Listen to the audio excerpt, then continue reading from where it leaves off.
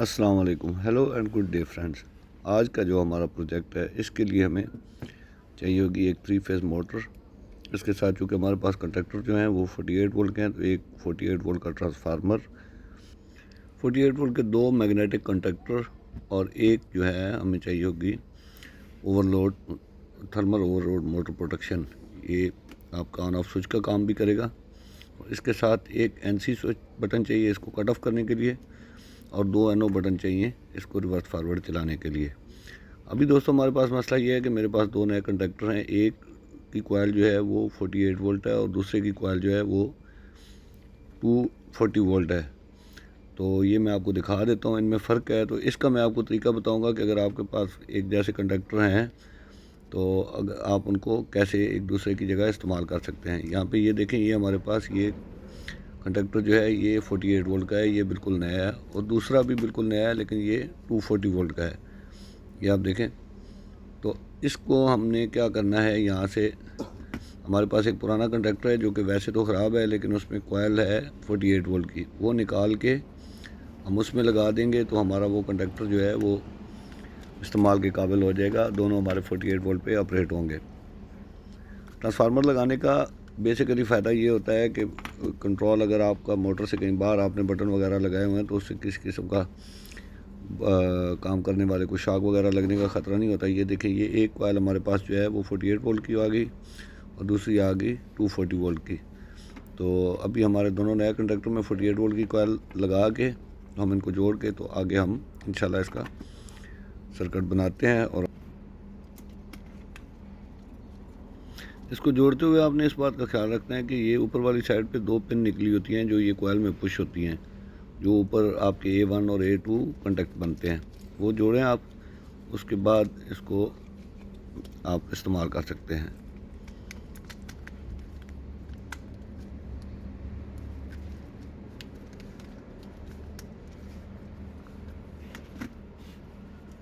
लें जी, अभी हमारे दोनों कंडक्टर रेडी हैं।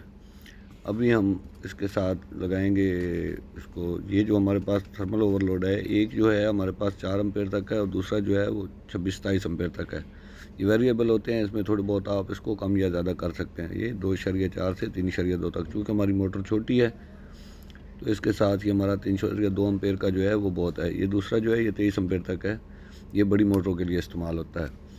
तो यहाँ पे हम इसको अभी लगाते हैं जनाब, और आपको इसको चलाने का तरीकाकार बताएंगे।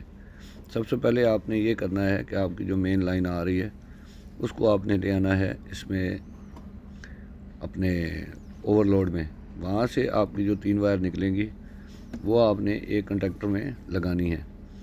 ये अभी मैं साथ आपको कोशिश करता हूँ कि इसका डायग्राम बनाते हुए वो आपको दिखाऊं ताकि आपको सही तरह से समझ आए। तीनों वायर आपने बराबर लगा देनी है एक मैग्नेटिक कंडक्टर में,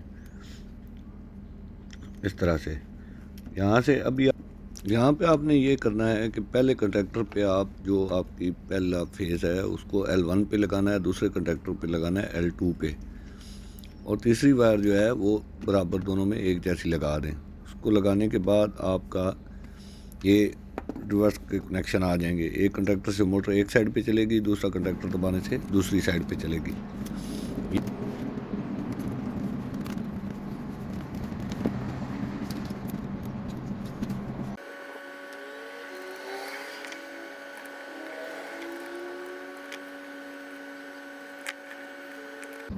यहाँ पे अब हमने मोटर के कनेक्शन करने हैं वो इस तरह से कि नीचे वाले L1, L2, L3 को आपस में पैरेलल करना है और वहाँ से तीनों वायर जो हैं आपने ले जाके मोटर पे लगा देनी है।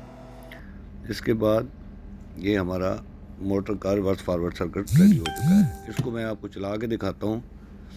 वो ऐसे कि आप एक कंडक्टर को दबाएं तो मोटर एक साइड पे चलनी चाहिए, दूसरे कंडक्टर को दबाएंगे तो मोटर दूसरी साइड पे चलनी चाहिए। ये आपके सामने देखें, मोटर मैंने चला दी है, वो चल रही है, और यह दबाने से दूसरी साइड पे चल रही है।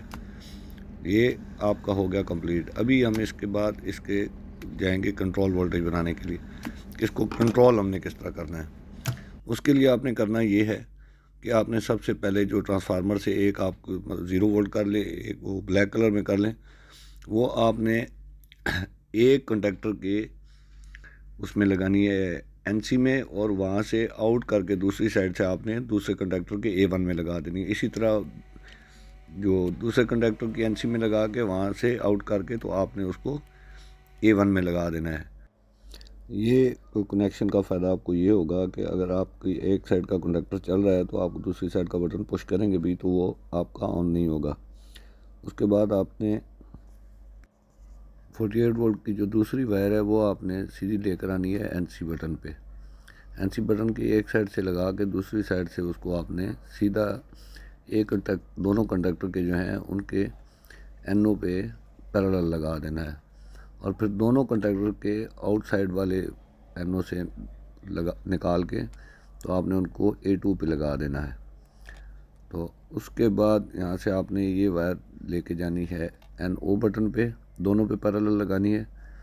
वहाँ से पहले NO बटन से आपने इसको लेके जाना है और उसको पहले कंडक्टर के जो आपने A2 है वहाँ पे उसके साथ लगा देना है और दूसरे जो बटन है वहाँ से वायर ले जाके आपने दूसरे कंडक्टर के A2 के साथ लगा देनी है।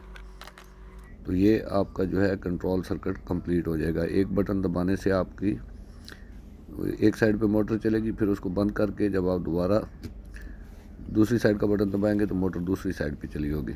और शर्त यह है कि उसके लिए बंद करना ज़रूरी होगा। जब तक आप उसको बंद नहीं करेंगे आप एक डायरेक्शन से दूसरी डायरेक्शन में नहीं चला सकेंगे, क्योंकि वो हमने ऑलरेडी इनके एनसी के थ्रू जो है वो कनेक्शन किए हुए हैं। तो ये उम्मीद है आपको वीडियो पसंद आई होगी। अभी आपको मैं आपके चला के दिखा देता हूँ, देख के अगर मेरी वीडियो आपको पसंद आई हो तो इसको लाइक करें, शेयर करें और मेरे चैनल को सब्सक्राइब करें। शुक्रिया।